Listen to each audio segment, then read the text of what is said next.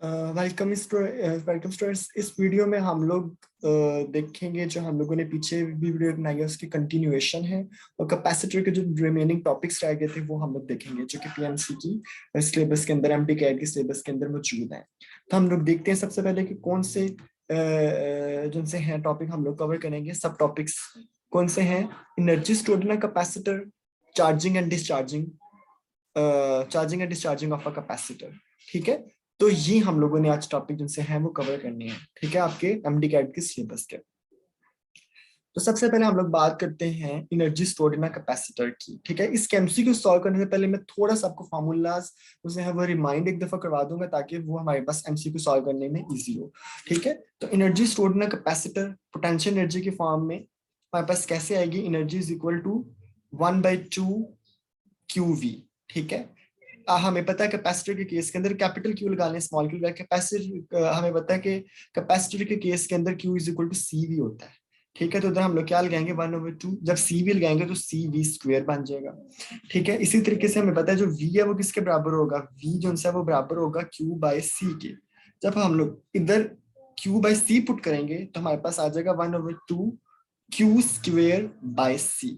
ये हमारे पास एनर्जी का फॉर्मूला आ जाएगा। ठीक है, अब ये तो हो गया हमारे पास कैपेसिटर की एनर्जी का। ये आपने देख लेने हैं, ये 3 डिफरेंट जो फॉर्म्स बन रही हैं, तो आपने जेन में रखना है। ठीक है ना, तो एमसीक्यू सॉल्व करने के लिए। ठीक है, उसके बाद अगर मैं बात करूं जब कैपेसिटर, अगर तो मैं इलेक्ट्रिक फील्ड इंटेंसिटी की फॉर्म में बात करूं, ठीक है ना, in terms of electric field intensity अगर एनर्जी का फॉर्मूला देखना हो तो कैसे आएगा? उसमें अगर हम लोग देखें तो हमारे पास जो सा है एनर्जी वो किसके बराबर बन जाती है? Energy is equal to 1/2 C की जगह पे अगर पैरेलल कैपेसिटर वाला फार्मूला लगाएं आप, क्या होगा? A epsilon not epsilon R over D into, अब V पोटेंशियल ग्रेडियंट हमें पता है, हमारे पास जो E होता है वो किसके बराबर होता है? Delta V by delta R। ठीक है ना, ये आपको एक्सप्रेशन जो है वो याद है। ठीक है, तो हमारे पास क्या होगा कि इसी को यूज करते हुए हम लोग क्या करेंगे कि जो आपके पास V है वो किसके बराबर हो जाएगा? ER के। ठीक है ना, या ED के। इधर क्योंकि D है, कैपेसिटर है, कैपेसिटर में वो डेल्टा R सब D बन जाता है जो कि डिस्टेंस है बिटवीन 2 प्लेट्स। तो इधर आपके पास क्या आ जाएगा? यही चीज हमारे पास बन जाएगी ED, और ये ED का स्क्वायर बन जाएगा। ठीक है, इसको आप लोग एक्सप्रेशन को सॉल्व करेंगे तो हम देखेंगे कि 1/2 A epsilon epsilon R by D, और ये आपके पास E² और D² बनता है। ये तो उसके साथ कट गया। ठीक है, अब एक खाली D और ये जो A है ये दोनों मिलके क्या हो जाएंगे? खाली D और A दोनों मिलके एरिया इनटू जो डिस्टेंस बिटवीन द प्लेट है ये D, इनको वॉल्यूम बन जाएगा। ये क्या बन जाएगा? वॉल्यूम बन जाएगा। जब ये वॉल्यूम दूसरी तरफ जाएगा तो एनर्जी बाय वॉल्यूम हो जाएगा। ठीक है, अगले एक्सप्रेशन में क्या आ जाएगा? Energy by volume. क्या आ जाएगा? Energy over volume. और ये किसके बराबर हो जाएगा? एनर्जी बाय वॉल्यूम किसके बराबर हो जाएगा? 1/2 epsilon epsilon R into E²। Energy और वॉल्यूम को मैं एनर्जी डेंसिटी भी कहता हूँ, इसी को हम लोग क्या कहेंगे? एनर्जी डेंसिटी भी। ठीक है, क्लियर? ये वाले फॉर्मूले यूज होने हैं इस टॉपिक के लिए, इस सब टॉपिक के लिए। ठीक है, तो डिफरेंट फॉर्म्स आप देख लें, जब आप इनको देख लेंगे तो आपको समझ आ जाएगी। इवन इतना याद करने की भी जरूरत नहीं, आपके ज़हन में वैसे ही बैठ जाएगा। ठीक है, तो ये चीज आपके पास। ठीक है, अब हम लोग एमसीक्यू की तरफ चलते हैं। ठीक है, तो सबसे पहला जो आपके पास एमसीक्यू आया है वो क्या है? वो है हमारे पास a capacitor that stores energy of 0.5 joules. एक कैपेसिटर है जो एनर्जी कितनी स्टोर कर रहा है? 0.5 जूल एनर्जी स्टोर कर रहा है। उसकी कैपेसिटेंस कितनी है? 1 माइक्रोफैराड उसकी कैपेसिटेंस है। ठीक है, ये आपके पास क्या आ गया? ये आपके पास एनर्जी, इसको यू से रिप्रेजेंट कर लेते हैं। ठीक है, एनर्जी, और ये जो आपके पास कैपेसिटेंस आई है ये किस से शो हो जाएगी? C से शो हो जाएगी। ठीक है, अब आपने पोटेंशियल डिफरेंस फाइंड करना है। कौन सा रिलेशन यूज करेंगे? U इज इक्वल टू आप यूज, क्योंकि U और C आपके पास गिवन है। ठीक है, तो U is equal to 1/2 CV²। ठीक है, ये आपने फॉर्मूला यूज कर लेना। ठीक है, आपको U पता है, U कितना है आपके पास? 0.5, 1/2 C आपको पता है 1 माइक्रोफैरेड है, माइक्रो की जगह 10 तो -6 पे लगाएंगे, इधर V² आ जाएगा। ठीक है, अब आगे क्या होगा? आगे हम लोगों ने जब ये 2 को दूसरी तरफ जाके मल्टीप्लाई करना है तो 2 दूसरी तरफ जाके 2 इंटू 0.1 क्या हो जाएगा आपके पास? 1। ठीक है, और इधर क्या बच जाएगा? 10⁻⁻6 इंटू V²। अब V² बन जाएगा 1/10⁻⁻6, ऊपर जाके क्या हो जाएगा? V² is equal to 10⁻6। दोनों तरफ स्क्वायर रूट लें तो V इज इक्वल टू 10⁻3 आ जाएगा, जो कि 1000 वोल्ट्स के बराबर है। इसका आंसर क्या हो जाएगा 1000 वोल्ट्स। ठीक है, तो इस तरह से हम लोगों ने ये वाला न्यूमेरिकल जो एमसीक्यू जो है वो सॉल्व कर लेंगे। ठीक है, अब हम लोग नेक्स्ट एमसीक्यू पे चलते हैं। नेक्स्ट जो हमारे पास है वो क्या है, energy stored in the capacitor is you. ठीक है, जो कैपेसिटर के अंदर एनर्जी स्टोर की है वो क्या है, U. The voltage across the plates of the capacitor is reduced to 1/3 of its value, the energy stored is. पहले यू एनर्जी थी, ठीक है, वो कहता है वोल्टेज को उसने चेंज किया है। ठीक है, हमें पता है U is equal to 1/2 C V square होता है। ठीक है, इसका मतलब है यू लिंक है वी स्क्वायर के साथ। ठीक है, यू किसके साथ लिंक है, यू डायरेक्टली प्रोपोर्शनल है वी स्क्वायर के। ठीक है, तो अगर तो हमारे पास जो वोल्टेज है वो 1/3 हो जाती है, इसका मतलब है 1/3 ऑफ वी। ठीक है, तो एक्चुअल जो कैपेसिटेंस है जब 3 का स्केलिंग 1/9, तो जो एक्चुअल कैपेसिटेंस है वो 1/9 टाइम्स हो जाएगी। सॉरी, एक्चुअल जो एनर्जी स्टोर्ड है 1/9 टाइम्स हो जाएगी ऑफ ओरिजिनल वैल्यू। तो पहली जो सी थी वो यू थी, तो बाद वाली होगी वो u/9। तो जो आंसर इज u/9। अब इसमें क्वेश्चन को ये भी कर सकता है, अगर क्लैरिटी नहीं है तो मैं आपको बता दूं, u is equal to 1/2 QV भी है। तो कोई अगर ये बोले कि u डायरेक्टली प्रोपोर्शनल टू इधर से मैं v कर लूं तो पावर 1 है, तो ऐसा नहीं करना। इधर तो जब मैं जब जब ये प्रोपोर्शनल का साइन लगाना होता है ना, तो बाकी चीज कांस्टेंट होनी चाहिए। ठीक है, तो यहाँ पे 1/2 C जो है वो कांस्टेंट है, कैपेसिटर को उसने चेंज नहीं किया फॉर अ गिवन कैपेसिटर। ठीक है ना, तो क्या उसे कहते हैं, तो आपके पास ये वाला प्रोपोर्शनल का साइन मेरे पास आ गया। लेकिन इधर अगर मैं वोल्टेज को चेंज करूं, इट मींस क्यू पे भी कोई ना कोई फर्क पड़ेगा, तो ये रिलेशन इस तरीके से हम यूज नहीं कर सकते। ठीक है, अब हम लोग जो है वो आगे चलते हैं। ठीक है, अगला MCQ, the energy density between the plates of a parallel plate capacitor is proportional to। अब किसके प्रोपोर्शनल है, ये वाला एक्सप्रेशन आपने याद रखना, electric field between the plates, cube of the electric field between the plates. ठीक है, अब इसको अगर मैं इस जो डिस्क्रिप्टिव फॉर्म है इसको मैं थोड़ा सा अगर लिख लूं एक्सप्रेशन की फॉर्म में, तो इसका मतलब है ई जो एनर्जी स्टोर्ड है, एनर्जी डेंसिटी जो सा है वो डायरेक्टली प्रोपोर्शनल हो जाए किसके, फर्स्ट कह ले मैं क्या स्मॉल यू से एनर्जी डेंसिटी को रिप्रेजेंट कर रहा हूँ, तो इसका मतलब ये है। ठीक है, यू से मैं क्या स्मॉल यू से क्या रिप्रेजेंट कर रहा हूँ, एनर्जी डेंसिटी। ठीक है, तो इसका मतलब ये है कि electric field between the plates directly proportional, cube इसका मतलब है कि ये, ठीक है, cube of the electric between the plates. उसके बाद electric field between the plates, इसका मतलब है कि यू जब पावर -1 है इसका मतलब है 1/E। ठीक है, इनवर्सली प्रोपोर्शनल।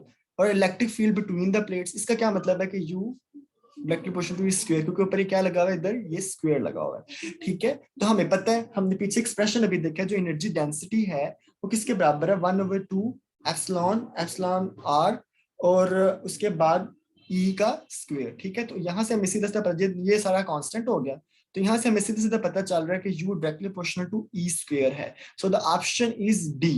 ठीक है, इस तरह के एमसीक्यू पेपर में हमने फौरन से लगाने हैं। ठीक है, ये वाले एमसीक्यू होते हैं इनमें इतना टाइम जो है यूटिलाइज नहीं होना चाहिए। ठीक है, उसके बाद हम लोग नेक्स्ट चलते हैं। नेक्स्ट एमसीक्यू आपका क्या है, if the surface density on the plates of parallel plate capacitor is double. क्या वो कह रहे हैं कि अगर सरफेस डेंसिटी जो सी है वो हम लोग क्या, सरफेस चार्ज डेंसिटी जो सी है वो हम लोग क्या कर दें, डबल कर दें, तो एनर्जी स्टोर्ड इन कैपेसिटर क्या हो जाएगी। ठीक है, एनर्जी स्टोर्ड इन कैपेसिटर क्या हो जाएगी, अगर हम लोग क्या कर दें, अगर हम लोग क्या से कहते हैं सरफेस चार्ज डेंसिटी को जो सा है वो डबल कर दें। तो आपने इसमें जो एक्सप्रेशन रखना है वो क्या है, कि आपके पास जो एनर्जी स्टोर्ड है वो किसके बराबर होती है, 1/2 Q स्क्वायर बाय C। ठीक है, ये वाला फॉर्मूला भी आपके जहन में है। ठीक है, तो अब इसमें आप देखें कि हमें पता है कि जो सरफेस चार्ज डेंसिटी होती है वो किसके बराबर होती है, सिग्मा किसके बराबर होता है, Q/A के। ये सरफेस चार्ज डेंसिटी होती है।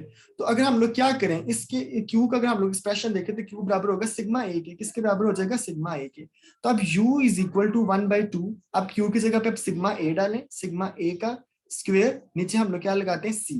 तो अब यहाँ से देखिए बाकी सारी चीजें तो कांस्टेंट हो जाएंगी, तो ये सिग्मा का स्क्वायर जो सा है ना, इसके साथ ये जो u है वो डायरेक्टली प्रोपोर्शनल बन रहा है। ठीक है, सिग्मा के स्क्वायर के साथ डायरेक्टली प्रोपोर्शनल बन रहा है। ठीक है, तो इसका क्या मतलब है कि अगर तो हम लोग क्या से कहते हैं, if the surface charge density of the plate double हो जाएगा, अगर ये डबल हो जाएगी तो u तो 4 टाइम्स ज्यादा हो जाएगी ना, क्योंकि स्क्वायर के साथ लिंक्ड है, तो इसका आंसर क्या होगा आपके पास 4 टाइम्स। ठीक है, इसके बाद अब हम लोग अपने नेक्स्ट एमसीक्यू की तरफ चलते हैं।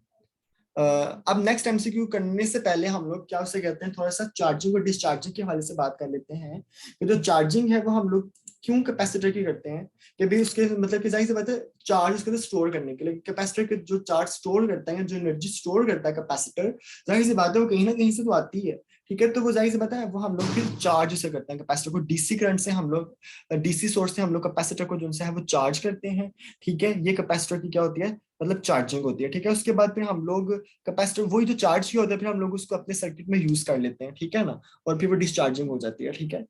तो क्या उसे कहते हैं वो मतलब कैपेसिटर को चार्ज कैसे करते हैं, आरसी सर्किट होता है। आरसी सर्किट से क्या मुराद है, इसमें एक रेजिस्टर आ जाता है और एक फिर कैपेसिटेंस आ जाती है, ठीक है। ये हमारे पास आरसी सर्किट है, ठीक है। आरसी सर्किट वैसे क्या होता है, रेजिस्टर और कैपेसिटेंस का सर्किट, ठीक है। ये हमारे पास क्या होता है, आरसी सर्किट होता है, ठीक है।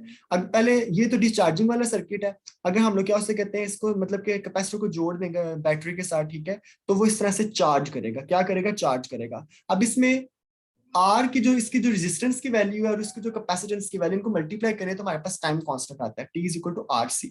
इसकी यूनिट क्या होती है, इसकी यूनिट होती है सेकंड्स, क्या होती है, सेकंड्स। इसको हम लोग क्या कहते हैं, टाइम कांस्टेंट, ठीक है। अब ये देखें आपको ग्राफ में दो डिफरेंट कैपेसिटर का नजर आ रहा है, एक का जो टाइम कांस्टेंट है वो क्या है, वो कम है, और एक का जो टाइम कांस्टेंट है वो ज्यादा है। ये जो ग्राफ है क्यू और नीचे जो है टाइम पीरियड टी है, टाइम कांस्टेंट टी है, ठीक है ना। तो क्या उसे कहते हैं हमारे पास, अब जिसका जितना स्मॉल टाइम कांस्टेंट है वो उतना ही जल्दी चार्ज हो जाता है। चार्जिंग का क्या, ठीक है, क्या हो जाता है, उतना ही जल्दी वो चार्ज हो जाता है, ठीक है। इसका जितना स्मॉल आरसी है वो उतनी ही जितना लार्ज आरसी है वो उतनी ही देर से जो है वो चार्ज होगा, ठीक है। इसी तरह डिस्चार्जिंग के लिए भी वही बात है, ठीक है। तो ये चीज आपने दो चार चीजों से हमें जहन में रखनी है, ठीक है। इक्विलिब्रियम के ऊपर क्या होता है कि जो क्या उसे कहते हैं, टोटल चार्ज का 0.63 या 63% जो है वो उसके ऊपर चार्ज हो जाता है, ठीक है, कैपेसिटर के ऊपर, ठीक है। ये आपके पास इसको हम लोग जब इतना टाइम जितने में 63% कैपेसिटर जो है जितना चार्ज, टोटल जो चार्ज है जितना उसे चार्ज करना है उसका 63% कर ले तो वो आपके पास टाइम कांस्टेंट होता है चार्जिंग के केस में। अगर मैं डिस्चार्जिंग में बोलूँ तो डिस्चार्जिंग में क्या होगा, 37% जब वो डिस्चार्ज हो जाएगा ना, जितना टाइम लगाएगा 37% डिस्चार्ज होने में वो टाइम कांस्टेंट होता है, ठीक है। तो दो तरीके से डेफिनेशन कर सकते हैं, चार्जिंग के हवाले से भी और डिस्चार्जिंग के हवाले से भी, ठीक है।